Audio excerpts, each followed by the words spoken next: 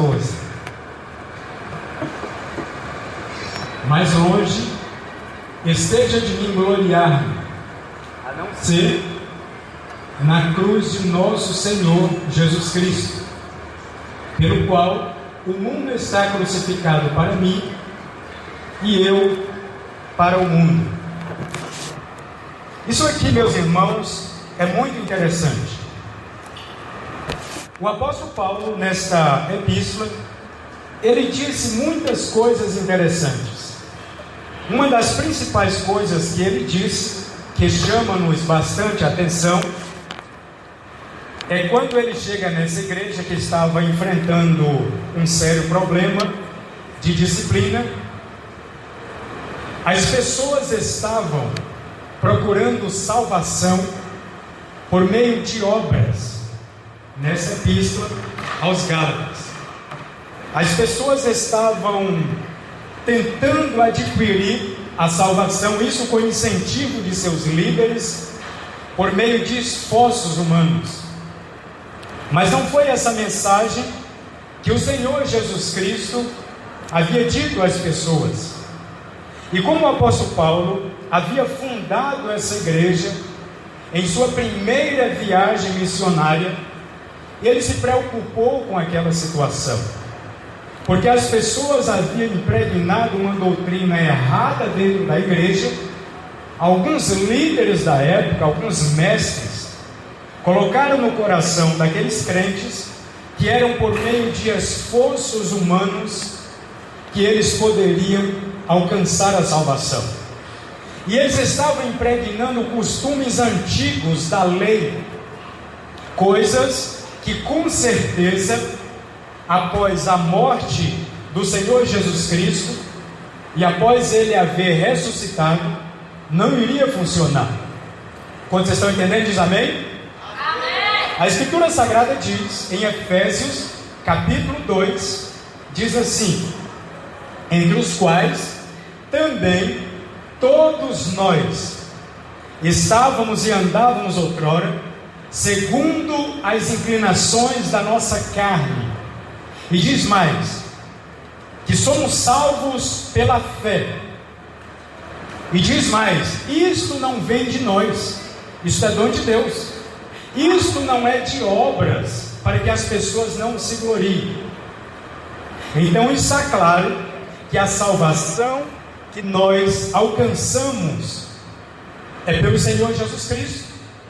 Não é por meio de obras da lei, não é por meio de esforços humanos, não é por causa de um ser humano que faz um sacrifício maior, não é por causa de seres humanos que têm uma importância melhor na sociedade. É tão somente por causa do Senhor Jesus Cristo, que um dia prometeu e adquiriu a salvação pela cruz e nos deu. A Escritura Sagrada diz que a salvação é de graça, mas basta nós recebermos. E esse problema nessa igreja da Galáxia, ele começou a se alastrar.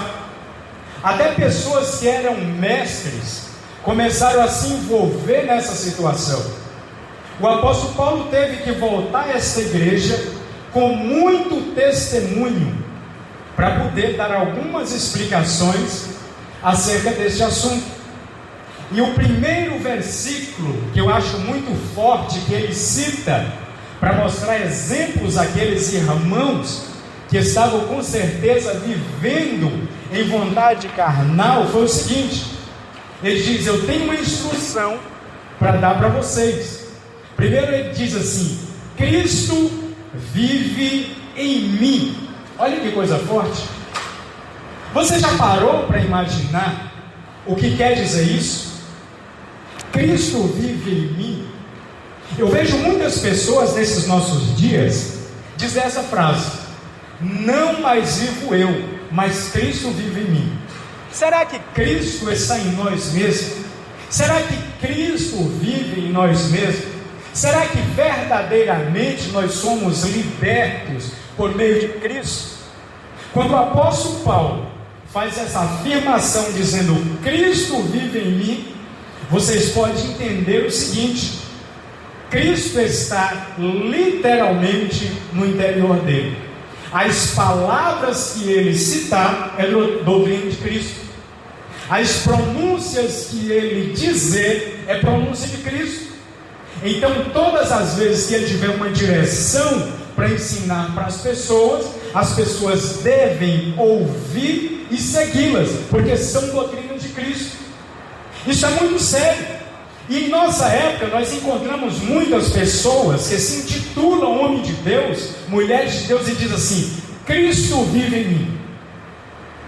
Todas as vezes que uma pessoa dizer esta frase, você imagina uma pessoa que tem uma doença incurável, chega diante dessa pessoa e pode dizer assim: ore por mim, porque eu quero receber minha cura. Porque se Cristo vive nessa pessoa, alguma coisa diferente vai acontecer. Quando o apóstolo Paulo diz Cristo vive em mim, ele está dizendo assim: eu tenho o maior exemplo para anunciar para vocês. Porque o apóstolo Paulo tinha a mensagem da cruz dentro do seu coração. Ele foi verdadeiramente atraído pela cruz. E neste livro de Gálatas, ele conta um pouco do seu testemunho, o encontro que ele teve com Deus, e diz o seguinte: quando eu fui atraído pela cruz, melhor dizendo, quando eu fui alcançado pelo Senhor Jesus Cristo, eu não fui lá em Jerusalém, onde estavam os apóstolos do Senhor, onde estava a igreja reunida, onde estavam os santos do Senhor. Não, eu não procurei conforto com as pessoas.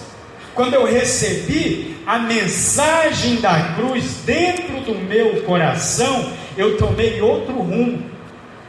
Eu fui para outras cidades, eu fui pregar essa mensagem aos gentios. Essa é a primeira característica de uma pessoa que foi atraída pela cruz de Cristo. Ela recebe a mensagem do Senhor Jesus Cristo, mas ela tem sede de levar para outras pessoas, porque ela sabe que a mensagem da cruz é loucura para aqueles que não creem, mas para nós que cremos no poder de Deus, ela é salvação para todo aquele que nele crê.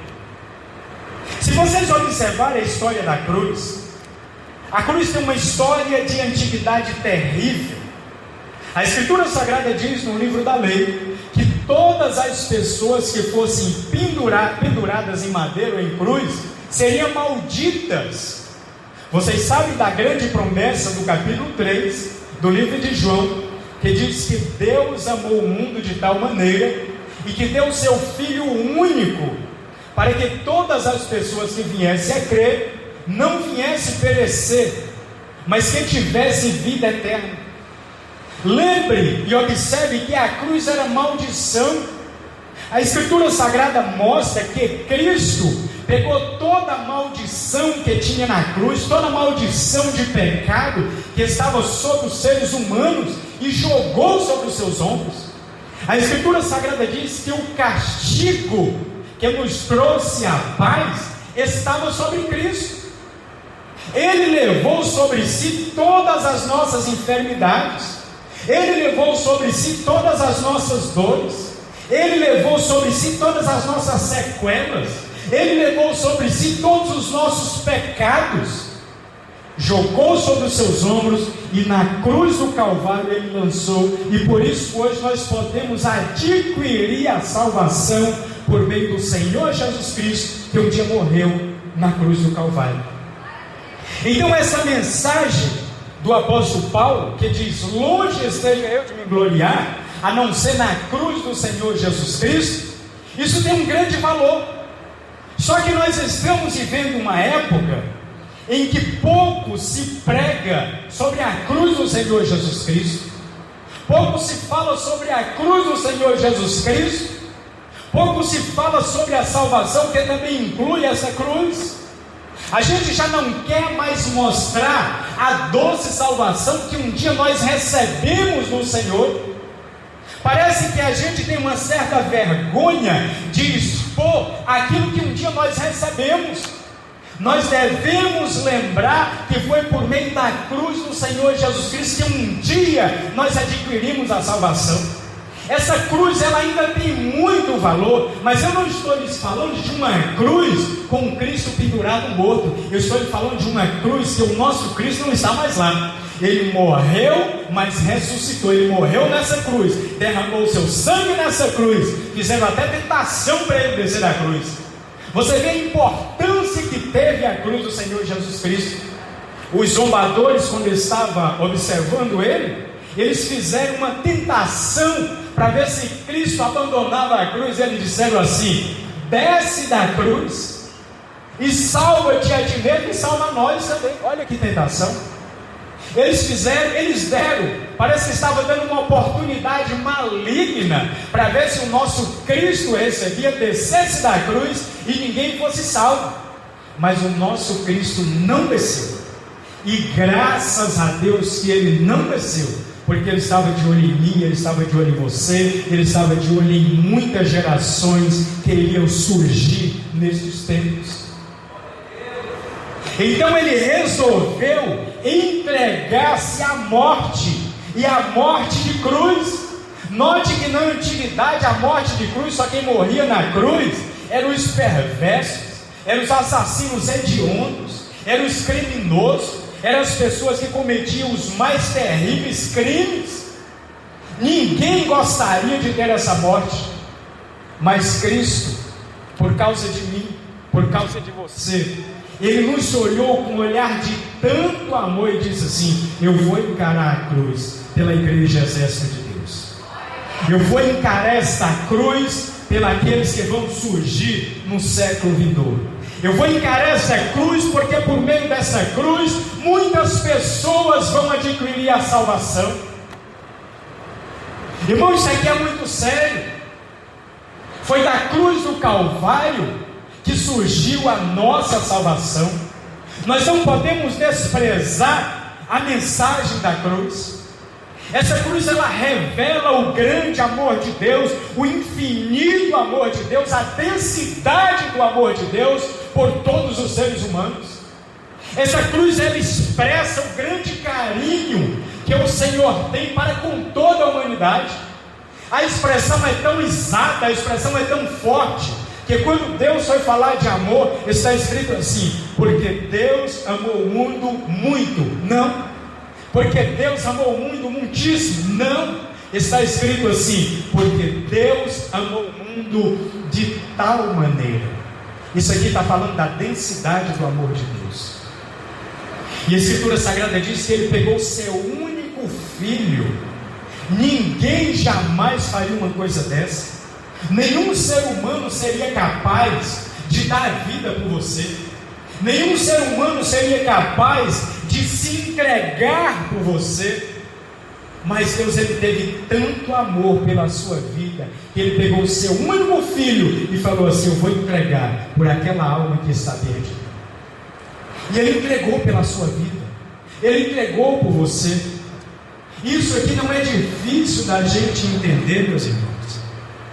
Quando Cristo estava na cruz pregado, não pense que foi os cravos que segurou a mão de Cristo, não pense que foi as cordas que segurou a mão de Cristo. Ali foi as cordas do amor de Deus que fervia por mim e por você. Porque esta é a mensagem principal que eu sempre prego. Deus, Ele sempre quis ter um relacionamento com os seres humanos. Deus, Ele sempre queria ter um contato com os seres humanos, e Ele fez o possível e o impossível para que o ser humano viesse a adquirir a salvação.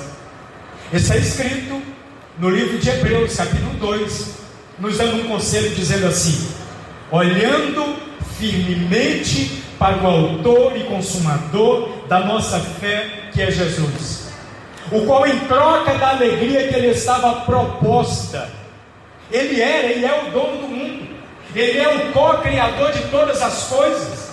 Ele poderia e pode todas as coisas. Se Ele quisesse, Ele poderia mandar esse planeta Terra ser destruído. Note que nós somos os únicos seres em todas as galáxias, em todos os universos, que somos inimigos de Deus, que procuramos confusão com Deus. Somos os únicos que temos uma intriga com Deus, porque caímos em pecado. E a Escritura Sagrada diz que o que faz separação entre Deus e o ser humano é o pecado. Nenhum outro planeta, nenhum outro ser vivo, exceto o diabo, tem inimizade com Deus. Nós nesse planeta fomos os únicos que temos inimizade com Deus. E Deus poderia vingar de nós.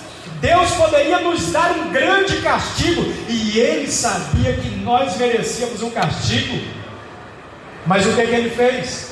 Ele pegou o seu único filho, e está escrito em Isaías assim: o castigo que nos trouxe a paz estava sobre os ombros de Jesus. O castigo que nós merecíamos estava sobre os ombros de Jesus. Está escrito em Hebreus 2 que Ele suportou a cruz, não fazendo caso da desonra, não fazendo caso da zombaria, não fazendo caso do descaso que muitos iam ter com Ele e por Ele. Ele suportou tudo isso em seu lugar. Na antiguidade, as pessoas, para serem salvos, era preciso sacrifício e era preciso obediência. E a lei era perversa. A lei dizia assim: não farás, não farás, fez, morrerás. E de repente, passou 1000 anos, 2000 anos, e mais um tempo, Deus levantou Jesus. E Jesus morreu na cruz, e Ele não só cobriu ou encobriu os seus pecados, Ele te purificou de todo o seu pecado. Se você quiser sair aqui nessa noite limpo de todos os seus pecados, eu te faço um convite: venha até a cruz de Cristo. João diz assim: filhinhos, essas coisas eu escrevo, e está falando para jovem, para que vocês não pequem. Mas se vocês têm pecado, ou se vocês pecarem, vocês têm um advogado, e o nosso advogado, ele é forte. Está escrito assim: Jesus Cristo, o justo, Ele é a propiciação por todos os seus pecados. Você sabe o que é o resumo disso? Ele pode limpar, Ele pode purificar, Ele pode te deixar mais alvo que a neve.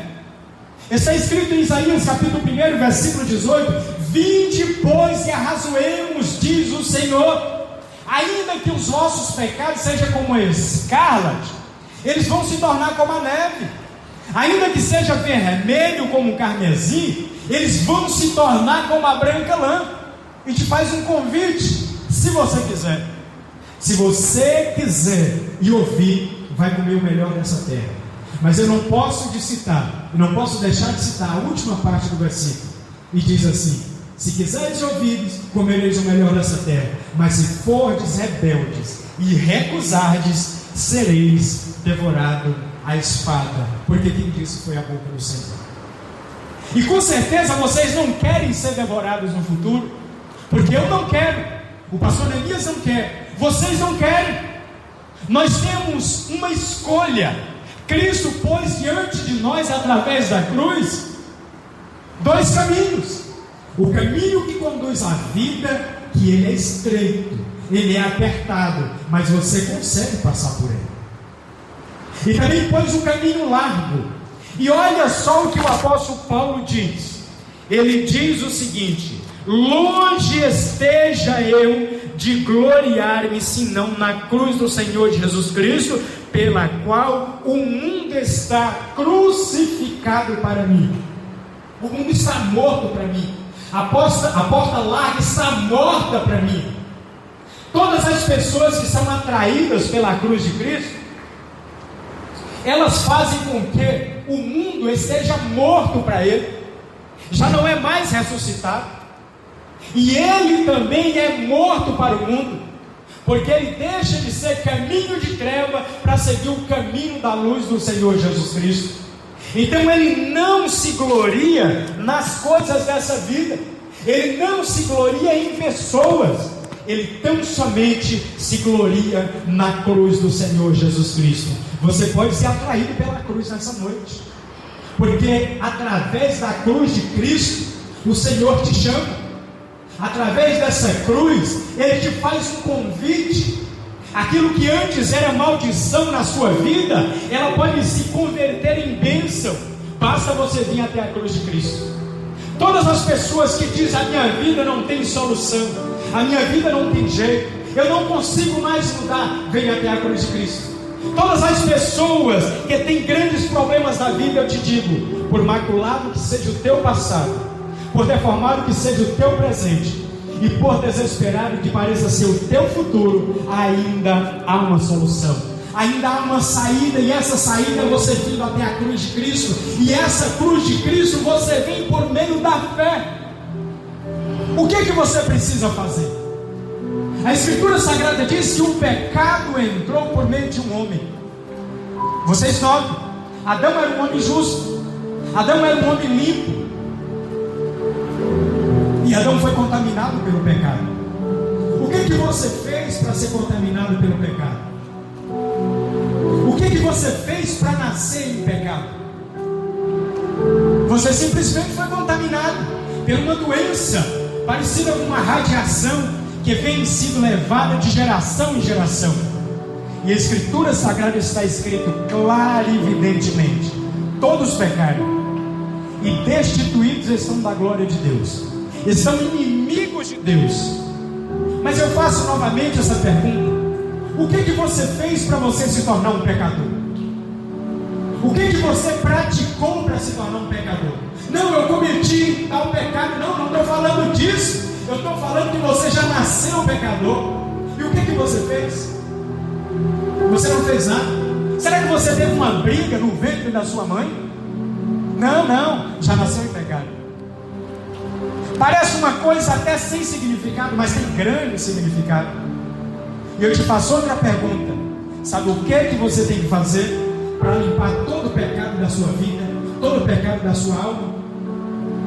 Pouca coisa. É só você vir até a cruz de Cristo, só você vir até o Senhor e diante dele confessar todos os seus pecados em arrependimento. Essa palavra arrepender quer dizer mudar de direção, chegar diante do Senhor e dizer: Senhor, verdadeiramente eu sou um pecador. Como João disse o seguinte: se vocês têm pecado, vocês também têm um advogado que está ao lado